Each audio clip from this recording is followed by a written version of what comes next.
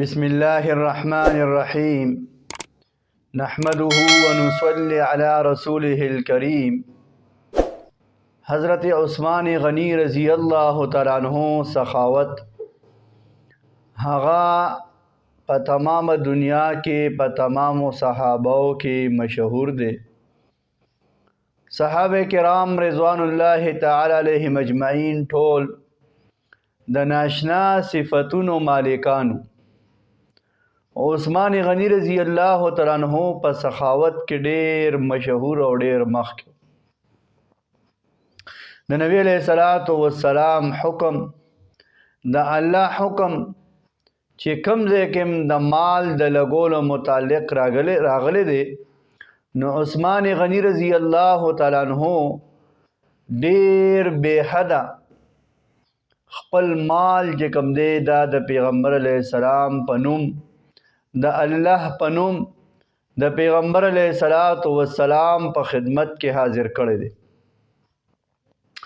د پیغمبر علیہ الصلوۃ والسلام رضاعی مور ده حضرت ثویبہ رضی اللہ تعالی عنہ. د نبی علیہ الصلوۃ والسلام رضاعی مور و نبی علیہ الصلوۃ والسلام یې پاللو، دغه خصمانه او خدمت یې کړو، مور یې وه. پیغمبر علیہ الصلوۃ والسلام مدینه منوره کې چې خبر شو چې د نبی علیہ الصلوۃ والسلام مور بی بی حضرت ثویبہ کومه چې رضاعی مور وه هغه بیماره ده. نبی علیہ الصلوۃ والسلام چې کله خبر شو وی جړل سترګو کې اوښکې راغلې. بیا پیغمبر علیہ الصلوۃ والسلام تپوس کوي د عثمان غنی رضی الله تعالی عنہ نه، اے عثمان غنی قرض پیسې به پکار دي، لږې قرض پیسې را لرا که مور مې ناجوړه ده، حضرت ثویبہ ناجوړه ده، هغې ته پیسې لیږم.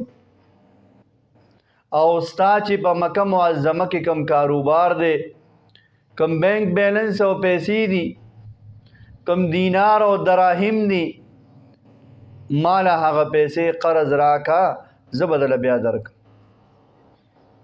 عثمان غنی رضی الله تعالی عنہ ورته فرمایي حضرت دا تاسو څه وایئ؟ زه به تاسو له پیسې درکوم او هغه هم قرض زما له طرف نه تاسو ته صدقه شوې.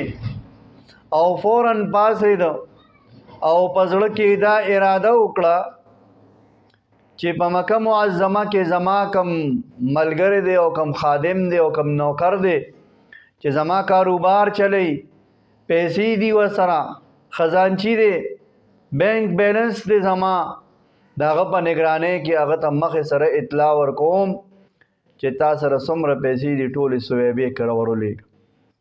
نبی علیہ السلام مو پسې فوراً آواز وکړه عثمانه دی خوا راشي، څونه پیسې به قرض راکړي. نبی علیہ الصلوۃ والسلام ته وایي حضرت که تاسو را واپس کړی نوم نه ګورې ما خدا اراده کړی چې ټولې پیسې هغې کره ولېږم او قرض به نه وي، صدقه وي، ستاسو نه قربان. نبی علیہ الصلوۃ والسلام ورته مقدار ښیي، نه ټولې پیسې نه، دومره مقدار زما مور بی بی حضرت ثویبې ته ور ولېږه چې هغه په خپل د علاج معالجې انتظام وکړي. عثمان غنی رضی الله تعالی عنہ فرمایي په الله قسم حضرت که تاسو دوباره آواز نو راکړئ، ما خپل ټول مال څومره چې ما سره په مکه کې و ټول مې چې کوم دی ستاسو نه او ستاسو د مور حضرت ثویبې رضی الله تعالی عنها نه قربانو او ټول مې صدقه کو، ټول مال مې هغې ته ورلیږو. دا د عثمان غنی رضی الله تعالی عنہ د سخاوت یو عجیبه او ناشنا واقعه او خبره وه.